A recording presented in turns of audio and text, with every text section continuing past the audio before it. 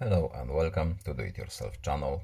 Today I will show you how to unpair connected device in our HUAWEI P60 Pro phone. In our case, it's a JBL Bluetooth speaker. To unpair this device from our phone, we have to go to settings. We have to search for Bluetooth option. It's turned on. And here we will have list of pair devices. In our case, it's just a JBL speaker. To unpair it, we have to tap this cog here, and we can see unpair option at the bottom of the screen. We simply tap it, and our devices are now unpaired. And that's all.